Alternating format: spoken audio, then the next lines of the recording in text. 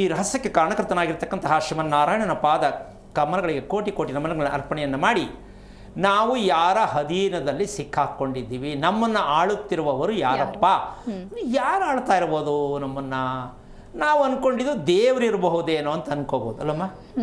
ಅಲ್ಲ, ಕೊನೆಗೆ ಅಲ್ಲಿಗೆ ಹೋಗ್ತೀವಿ ನಾವು, ರೂಟ್ ಸಿಕ್ಕಲ್ಲಲ್ಲ. ದೇವ್ರು ಏನಾರು ನಮ್ಮನ್ನ ಹಿಡ್ಕೊಂಡಿದ್ದಾರಾ? ಯಾಕೆ ನಾವು ದೇವಸ್ಥಾನಕ್ಕೆ ಹೋಗಿ ಬೇಡಕ್ಕೆ ಹೋಗ್ತೀವಲ್ಲ ಅಲ್ವಾ? ಅದಕ್ಕೆ ದೇವ್ರು ಇರಬಹುದು ಒಂದು ರೀತಿ ಗೆಸ್ಸಿಂಗಲ್ಲಿ ಇರ್ತಕ್ಕಂಥ ಲೆಕ್ಕ ಅಲ್ಲ.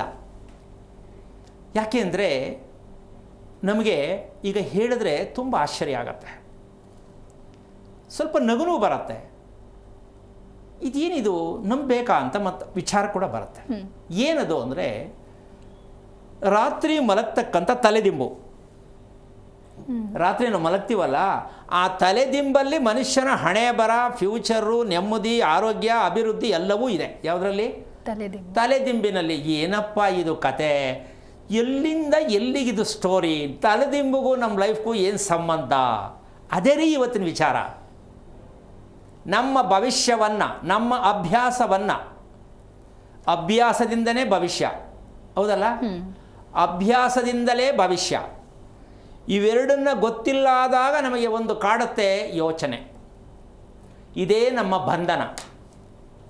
ಅಭ್ಯಾಸ ಚೆನ್ನಾಗಿರಬೇಕು, ಚೆನ್ನಾಗಿರ್ಬೇಕು. ಎಲ್ಲರೂ ಇಷ್ಟಪಡ್ತಾರೆ, ಆದ್ರೆ ಆಗ್ತಾ ಇಲ್ವೇ? ಒಂದಿನ 2 ದಿನ ಮಾಡ್ಬೋದು, ಮಾಮೂಲು 3 ದಿನಕ್ಕೆ ಹಿಂದೆ ಕೊಟ್ಟಾಗುತ್ತೆ. ಸೊ ಹೀಗಾಗಿ ಈ ಅಭ್ಯಾಸ ಅಂತಕ್ಕಂಥದ್ದು ಯಾತಕ್ಕೆ ಮುಖ್ಯ ಬೇಕಾಗತ್ತೆ ಅಂದರೆ, ಮಲಗುವ ದಿಂಬಿನಲ್ಲಿ ಇದರ ರಹಸ್ಯ ಗೊತ್ತಾಗತ್ತೆ.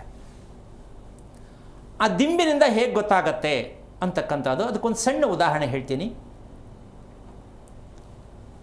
ಭಗವಂತ ಮಲಗಿರ್ತಕ್ಕಂಥದ್ದನ್ನ ಸಾಕಷ್ಟು ಮಲಗಿರೋ ಭಂಗಿ, ನಿಂತಿರೋದು, ಕೂತಿರೋ ಭಂಗಿ ನೋಡಿರ್ತಾರೆ, ಹೌದಮ್ಮ? ಭಗವಂತ ಮಲಗಿರಬೇಕಾದ್ರೆ ನೀವು ಭಗವಂತನಾಗಿ ಭಗವಂತನ ಥರ ಮೌನವಾಗಿದ್ದು ಏನು ಯೋಚನೆ ಮಾಡದೆ ಇರಬೇಕು ಅಂದರೆ ನಂತರ ನೀವು ಮಲಗ್ಕೊಳ್ಳಿ ಅಂತ ಒಂದು ಸಂದೇಶ. ಮಲಗಿರೋ ದೇವರು ಶಯನ ಅಂತ ಹೇಳ್ತೀವಿ ಅದಕ್ಕೆ. ನಿಂತಿರೋ ದೇವರು ಸ್ಟ್ರೈಟಾಗಿ ಒಂದು ಚೂರು ಏನಾರು ಕ್ರಾಸ್ ಇರ್ತಾ ದೇವ್ರು ನಿಂತಿರೋದು? ಎಲ್ಲವೂ ನೇರಕ್ಕಿರುತ್ತೆ. ಕೈ ತೋರಿಸ್ತಾ ಇರೋದು ನೇರಕ್ಕಿರುತ್ತೆ, ಹೌದಾ?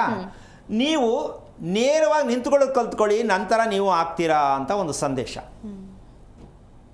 ಇನ್ನು ಕೂತಿರೋ ದೇವರು, ಕೂತ್ಕೊಳ್ಳೋದನ್ನ ನೆಟ್ಟಕ್ಕೆ ಕೂತ್ಕೊಳ್ಳೋದು ಕಲ್ತ್ಕೊಳ್ಳಿ, ನಂತರ ದೇವರಾಗ್ತೀರಾ ಅಂತ ಆ ಸಂದೇಶ.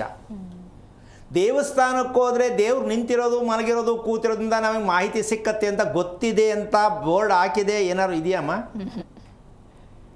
ದೇವಸ್ಥಾನಕ್ಕೆ ಬರ್ತಕ್ಕಂಥ ಭಕ್ತಾದಿಗಳಿಗೆ ಈ ಸಂದೇಶವನ್ನು ದಯವಿಟ್ಟು ತಿಳಿದುಕೊಳ್ಳಿ, ಬೋರ್ಡು ಅಪ್ರಾಣೆ ಹಾಕಲ್ಲ. ಯಾಕೆಂದ್ರೆ ಅವ್ರಿಗೆ ಗೊತ್ತಿಲ್ಲ, ದೇವಸ್ಥಾನ ಕಟ್ಸಿರೋರಿಗೂ ಗೊತ್ತಿಲ್ಲ, ಟ್ರಸ್ಟಿಯವ್ರಿಗೂ ಮೊದಲೇ ಗೊತ್ತಿರಲ್ಲ, ಇನ್ನು ಪುರೋಹಿತರಿಗೆ ಪುರ್ಸತ್ತಿಲ್ಲ. ಗೊತ್ತಿತ್ತೋ ಏನೋ, ಪುರ್ಸತ್ತಿರಲ್ಲ, ಪಾಪ ಫುಲ್ ಬ್ಯುಸಿ.